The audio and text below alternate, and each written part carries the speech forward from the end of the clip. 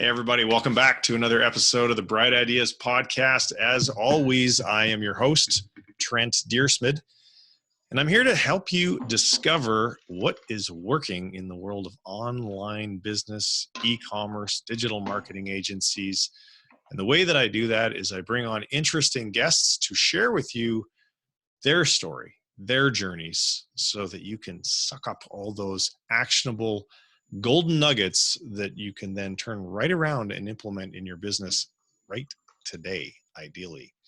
So my guest on the show today, who you can see on the screen in front of you if you're watching this, is a fellow by the name of Nsensi Salasini, who I met when I was down in San Diego at a mastermind event earlier this year. He is the founder of a lead generation agency called High Demand Marketing that teaches a proprietary Captions Accelerator System which generates booked appointments for real estate agents with pre-screened buyers and sellers on demand. He's been featured in Thrive, Kivo Daily, Future Sharks, and more. Nsensi is a sought-after customer acquisition consultant for business owners who want to grow and scale their company through online strategies. Man, that makes you sound smart, Nsensi. What's going on there? Trent, what's going on, man? Welcome. Thank you for having me. Thank you for having me.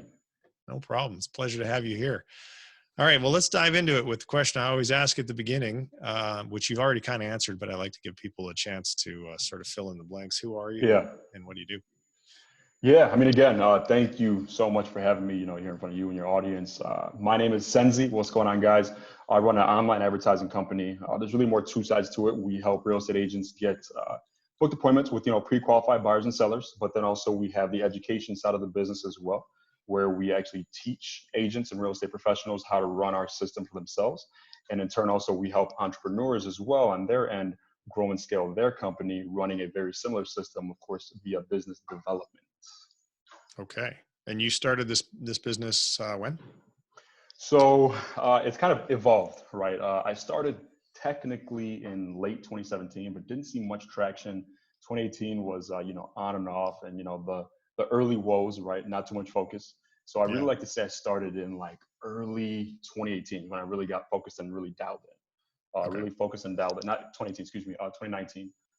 Really got focused and dialed in and taking it, quote unquote, seriously, I guess, and really looking to get that growth that I really wanted to see. Okay. And this is, so to paint a picture of where you're at today, this is a full-time venture for you. You've got people, VAs, clients, like give the audience an idea where you're at. Yeah, the whole nine. We've got a full team now, right? It's myself, a bunch of VAs. We have, I think, what are we at now? Eight or 10 VAs, a couple sales guys, so going back from where I was in, late 2017, I was trying to do everything by myself. And that's something that I always look at when people say, self-made and things of that nature. It's always kind of a caveat because I tried to do it alone. And it wasn't until I really dialed in and focused on, growing a team and having that type of help is really when we took off and really hit six figures and beyond. And so your year over, because now you've been doing it since you got focused. You said you got focused at the beginning of 2018, middle of 2018, when? Really, so started off 2017, but really got focused late 2018, borderline 2019 is when I really started to dial in and really hone in on the business. Okay, so over the last 12 months, with the percentage increase in your revenue, if you look at 12 months ago versus now, what does that look like? Not too good with numbers. So percentages, don't really know that, but I can tell you from early 2019, we did not even crack 10K, and we ended the year closing with six figures. Excellent. Okay. Yeah. All right. So were you always, you're obviously have focused yourself on the real estate niche because there's lots of realtors and they all suck at generating their own leads, but were you always in that space? And if not, why'd you pick it? No, it's funny. So when I started off just doing, local business marketing, right? Because something everything for everybody. Oh my goodness. I mean, I was doing, if you wanted me to walk your dog, I'll do it, right? I was literally everything to everybody. And that was the tough part was you get one client, then you're focusing on fulfillment, and then lead generation stops, right? Sales stops, and then you lose a client. Now you have no clients. Then you start lead generation, right? It's that process. So eventually decided, you know what, let's focus in on one niche, help one group of people, because everyone needs help, but let's help the one group of people get successful. And then from then it just took off. All right. So how many months did you flounder around trying to walk everyone's dog before you decided that you needed to focus on one particular niche? Man, I'd say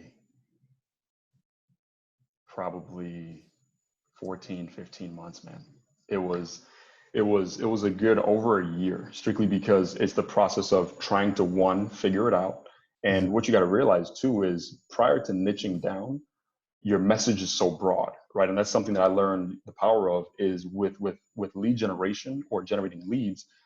If you're not speaking to that exact person, then you're almost just like everyone else out there, right? Oh, you can grow my business, or you can help me get more customers, or you can help me make more money.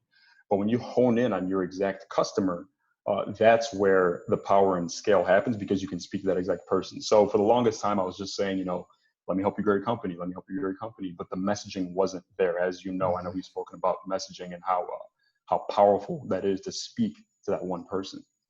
Yes, I hammered that point home in my own coaching program because that's an area that everybody gets it wrong, especially in the beginning. Everybody's like, "Well, I'm desperate for business, Yep. so I got to I got to take it all. I got to do Right. everything," and that's just a recipe for disaster. You'll Yep. never make any money. You'll never grow. You'll never scale.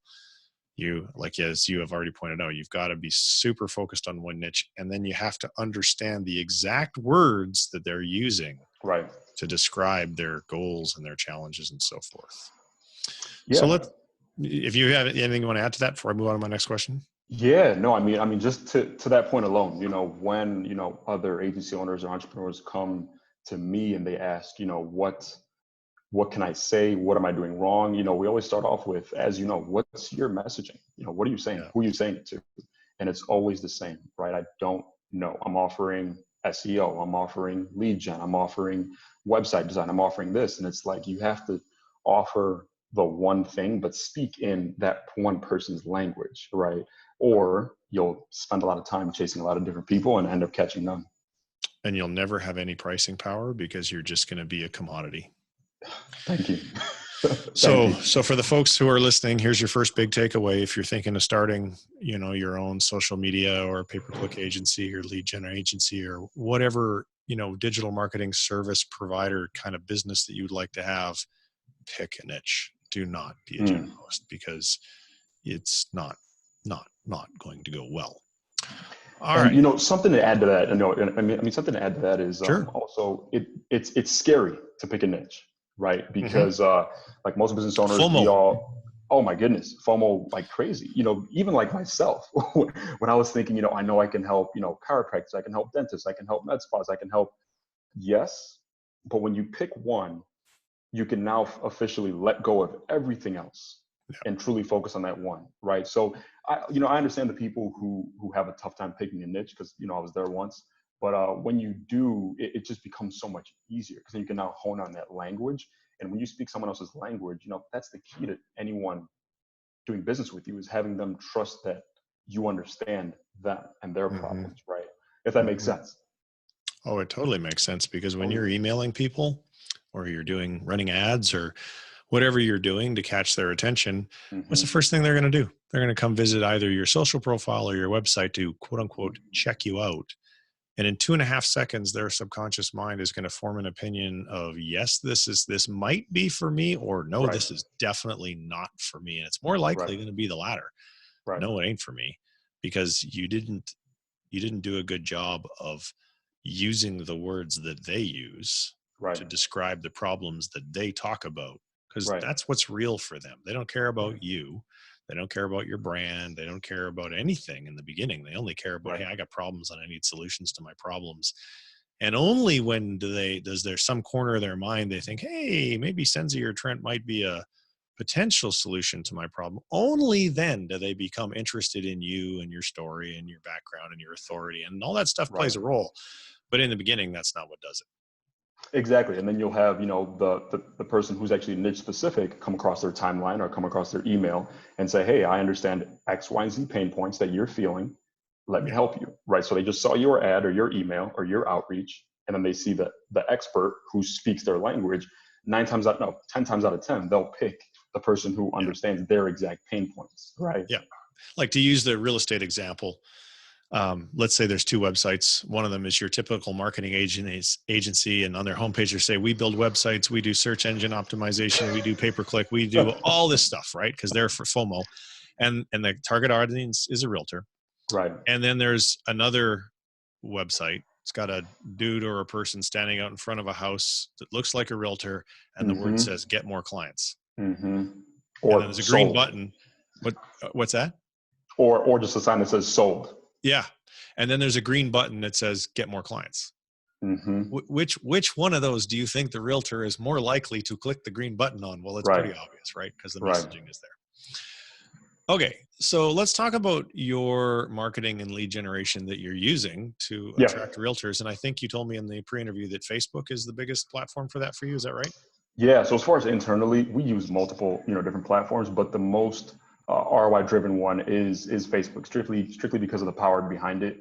You're talking about the ability to target people based off of their interests, their behaviors, and the information that they've given, saying I want to be advertised to in this nature.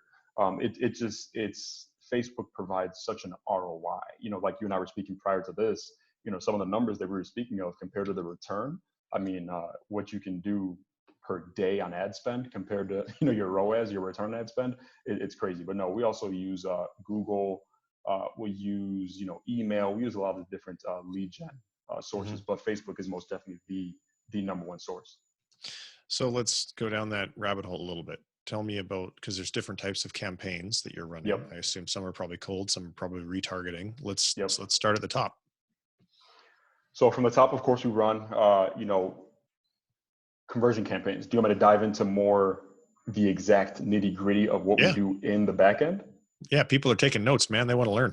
Perfect. So when it's cold, what you want to do, there's many different strategies of how you can attack a cold audience. If you want to go the more warmer approach on the phone, by the time they get to you, run a brand awareness or a video views campaign to get them warmed up to you, right? With either no call to action or something light as far as call to action, like sending them to an educational piece, like a blog article, or just in the video itself, educate and entertain them, right? Just to get them familiar with your face, your brand, your image, and things of that nature. Now, once you have that data, because remember, when people are watching your videos, you get data on who's watched 3 seconds of it, 10 seconds of it, 20 seconds, X, Y, and Z. Now you can truly segment those people into what kind of ad you want to show them, right? So for the people who watched 80 to 90, even 75 to 100% of your video, you can get them with the next ad or retargeting ad with a call to action, because you're going to shoot them way down the funnel. Oh my goodness. I mean, and there are those people, right? There's the people who are in pain now and they are looking for a solution now. So your video on the front end, which was educational, entertaining, something to keep them, help solve that pain a little bit, but let them know that, okay, this guy knows what he's talking about, or this girl knows what she's talking about. So now the next ad you run is, one, going to be cheaper because it's retargeting, but number two, it'll also send them right down to the bottom to get them on the phone or to get them on your product or service. For the other people, so let me interrupt you there. So to do that, I'm assuming that you're going to go into Facebook Business Manager. You're going to create a custom audience. And that custom audience is going to be based upon people you've already pixeled because they've already started to watch some video. And somewhere in the configuration Facebook Business Manager, it's going to say, watched X% of some video, and you're going to tell it which video. Is that how that works? Yeah. So I guess let me actually dive in a little bit more granular. I don't know how granular, your viewers want me to get, but as far as when someone watches your video that you put in front of them, because you've done, even going all the way back, you need to know who your customer is. That's, again, what me and Trent were talking about earlier, was with niching down, right? Especially when it comes to the number one way, and I know I'm going all the way back here, the number one way that I believe to scale your business is through paid ads. You can, I'm sure it's been done organically. I'm sure someone will DM me and say, I've done it organically. I think the number one way, the fastest way to do it is through paid ads. When you're doing paid ads, especially in this day and age with the digital space, you can get really granular on your targeting. So it's very tough to scale when you're targeting, real estate agents, when you're targeting med spas, when you're targeting, loan officers, so many different ways to do it. So you have to do research on your target audience. Now, with that being said, once you get the video in front of those people, it, of course, pertaining to their niche or whatever they need, whatever their pains are, something minor to solve their problems or to get them introduced to your business. Now, on the back end, once you look at the data of that video in the back end of Facebook Manager, you can see who watched, not who watched, but you can see, X amount of people watched 3 seconds of it. Yeah. X amount of people watched 10 seconds of it, X, so on and so forth.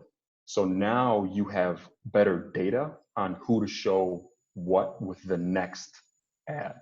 Mm-hmm. So with the people who watch 3 seconds, maybe they just need another video taking a different angle of whatever problem you're solving, right? If you run a business or you have a brand, you solve some sort of problem. And that second video is going to be in another ad set, right? Yes. So in this example, it's a whole different campaign. Okay. So into another campaign, another ad set in that campaign, sequence of ads. You could be split testing your ads. Exactly. And the targeting in the ad set, you've configured a custom audience that is the people who watched X% or more of this other video. Yes. So you can take that data of the people who watched X amount of percent of the video and create what's called a custom audience. Like you said, create a custom audience. And then once you have that custom audience, you can actually run traffic to those people who, fit in that custom audience. Okay. And that's when now you know what to show them, what not to show them. Okay. So we've covered the theory of it, at least as much as we can. Let's talk about examples. So you've obviously got a funnel that you've been using for the last half of 2019. That's what we talked about in the pre-interview. Yeah. And asked you to walk me through it. So now put on kind of your story hat and pretend that, I'm a realtor, potential lead for you. Explain what would happen, how I'd see you when I opted in, what would happen first, next, and so forth. Walk me down the funnel. So you've never seen me whatsoever, right? Yep.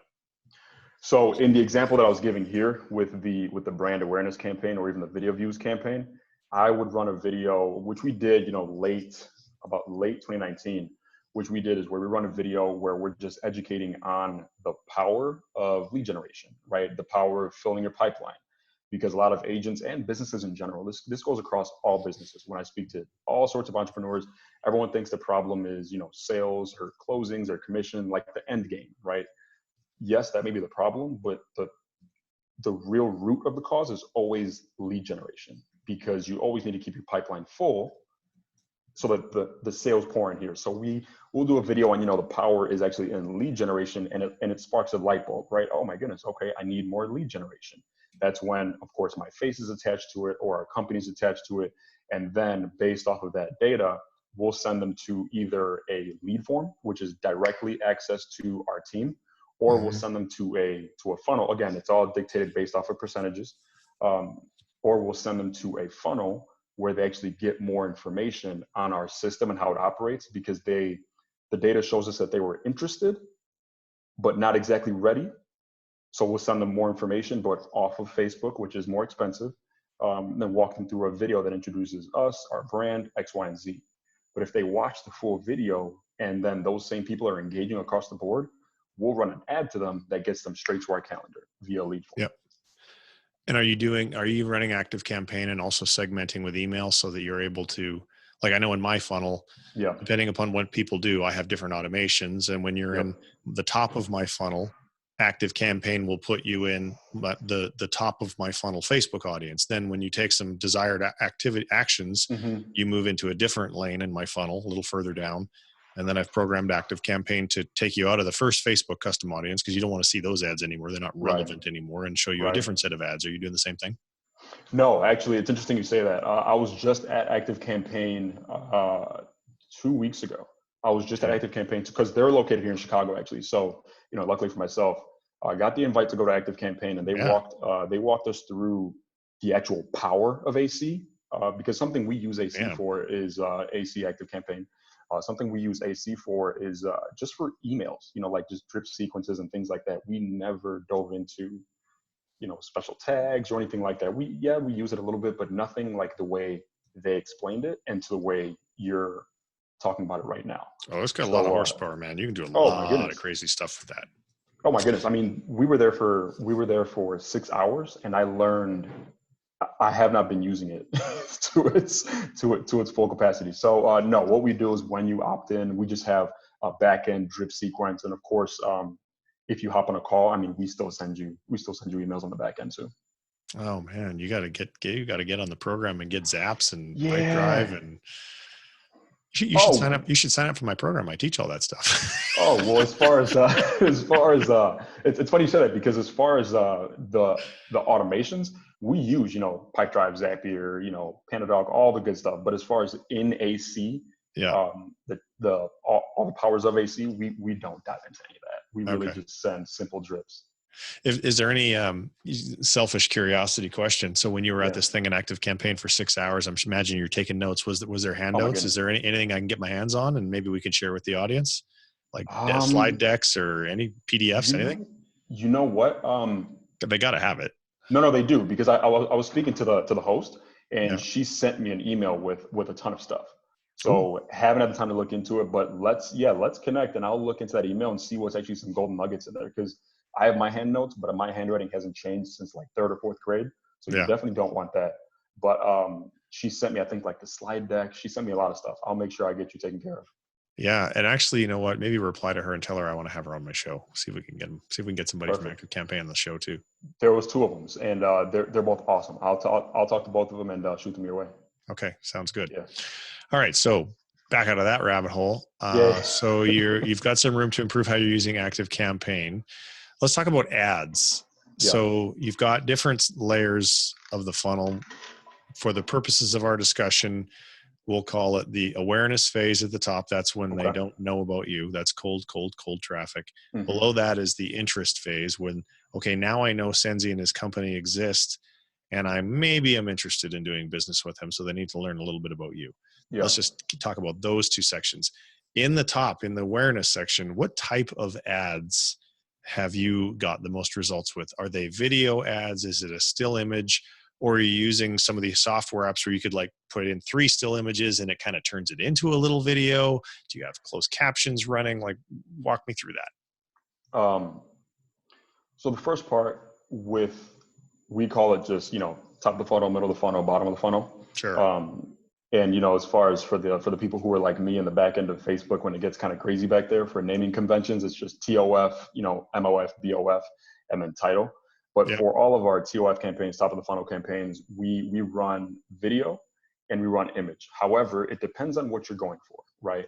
Because the video campaigns, they're the most engaged, when it comes to comments, likes, shares, X, Y, and Z, but they don't get as many conversions as far as clicks over as much as image. Image still wins. So if you're looking for engagement and looking for that brand awareness, and you're still running a conversion campaign, you'll pay more with using video, if that makes sense. Yeah.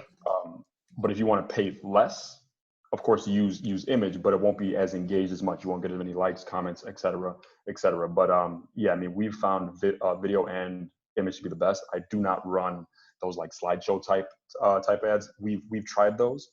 They're effective sometimes, but there's not enough data for us to really hang our hat on that when image and video just work so well. And are you running closed caption on the video? Or I'm not sure if that's the right word, but when you can see the words with it, you don't have to have the volume on. You can see the words on the screen. There's closed captioning, right? I think I'm having a brain fart today. Yeah. We run captions on all our videos. And also, but the key is with video is, and this is huge for your audience, is you need to have an attention getter, right? I know one of my most successful videos was actually, I still have it somewhere, was I ran this in the middle of 2019. It was a campaign where I'm sitting at a desk and I started talking, but it was muted the whole time.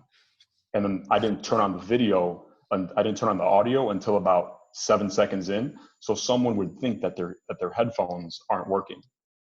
So then, so that was actually one of my best converting videos, strictly because it got people to stop and say, why aren't my headphones working? Then they'd click the volume, and then eventually they got into the ad. And of course, by then we just converted.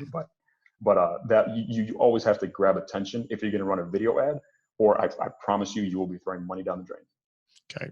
Now, how do you get the closed captions done? Is that right into the Facebook engine when you upload your video? Does it provide them to you? Is it just a tick box, or do you have to use a third-party service?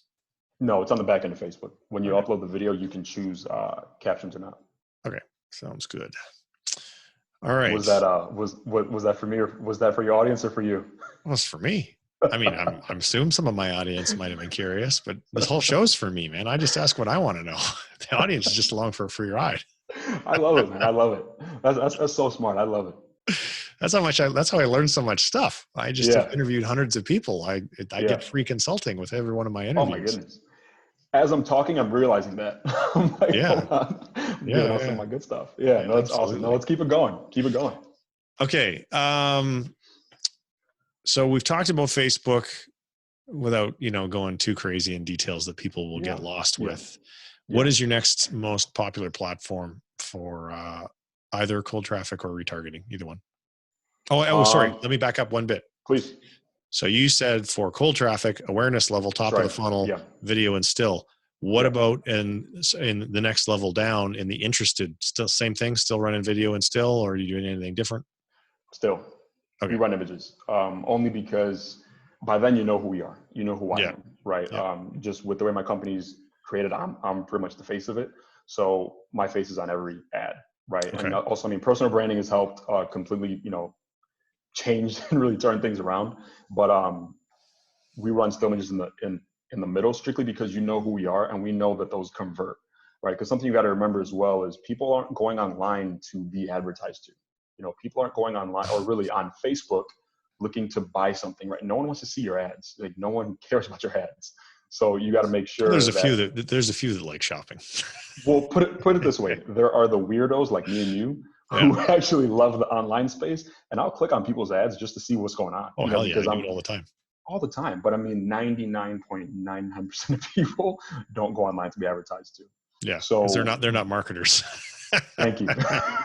We're just a different breed. We really are. But no, I mean, when once someone knows who you are and they're aware of you on the video end, just from a cost perspective, we run image because now we're looking to convert you, right? You know who Yeah. we are. Let's now convert you. It's on the phone, and go from there. So when you set up those campaigns, did you use a tool like Ad Espresso to create like 50 different variations at really easily, or did you just kind of go by gut and say, well, maybe we'll do a split test with an A and a B, but not an A, B, C, D, E, F? Yeah, we actually have a few campaigns when we're looking to truly put the gas on. We have a few campaigns where we run through like softwares like Adspresso, where we have, you're talking about. I think one of them we have 22 ad sets, Mm-hmm. and in each ad set I think we have about 4 ads, and Mm-hmm. that's on the low end for last year. We're building out a campaign now. Long story short, yes, we've used Adspresso, but most of the times when we're trying something new, we'll just run simple campaigns manually in Facebook. Mm-hmm. Is there another tool like Ad Espresso that does the same thing that you like? Yeah, there's one that we used a while back, and we still go back and forth. It's called Quaya. How do you spell that? Let me see actually, because it's in my active tools. Because we have a whole library of tools that we use. I think it's qwya.com. You might have to check into that really quick. qwya.com. Let me just check. Let me see. Stay tuned, ladies and gentlemen, while the host checks a URL. qwya.com. Nope, that's not it. Is it Q? Let me look in my. There we go. Here we go. It's QWAYA. Okay. Yes, indeed, that is it. Facebook and Instagram ad tools for professionals. All right, I'll be checking that one. That's our little secret. Okay. That one is phenomenal. Everyone just forget you heard that. It's our secret. You're not allowed to have it. Yeah. That's our little secret. But no, that one's awesome as well. But yeah, we've used both, but sometimes when we're testing new things, because that's one thing for me is I'm of the school of thought to always be testing, right? And Yeah. not just testing like throwing money at the wall and hoping it sticks, right? No, actually testing methodically. So we'll go in there and test a few things manually, and then when we find, I don't know how granular you want me to get, but when you find ad angles that work and images that work and pair together, then we'll ramp it up and really throw a lot of ads in there. And I'm assuming you're using that tool of Facebook's where you can basically punch in any Facebook page to see what ads are being run on that particular Facebook page. Repeat that question. You mean I'm running? There's a tool. It's called Facebook Ad Library. Oh, the ad You library? can punch in any competitor and you can see what they're running. Oh, no, we don't use the ad library as much. We actually create, because I actually like writing copy. So we actually create our ads here in-house. And we've just found what works and what doesn't work just through thousands of dollars of testing. Yeah. No, what Ad Library does is allows you to see your competitors' ads. Yeah. Where you can look at someone else's page and see what they're running. Yeah. I know it's an option of, kind of modeling and things like that, but we've found, such copy that works, which we just use here in-house. Okay. So plans for 2020, how do they differ from 2019? It's funny. Of course, with the done for you side of the business, that's growing, daily. But it's funny because this done with you educational, coaching and consulting side of the business is a pet project that came out of nowhere, strictly because people will see results and things like that. And they're not agents, they're other agency owners, and they'll say, hey, how's your calendar booked? How are you getting these results? Like just yesterday I posted, we were getting leads for like $1.12, and someone reaches out, hey, how are you doing that? So of course, naturally, the coaching and consulting side of the business has developed. And that's something where I'm finding a lot of value in helping other people, other agency owners succeed in their niche or, whatever they're doing in their business. So that's something we're going to look to, of course, grow a little bit as well this year in 2020. Okay. And in the off chance that anybody who's listening to this is a realtor, do you have a special offer for them? Yeah, so what you can do is I'm going to create something for you guys, something special. You can go to highdemandmarketing.com/Trent. It'll be a nice SOP for you to help you with lead generation.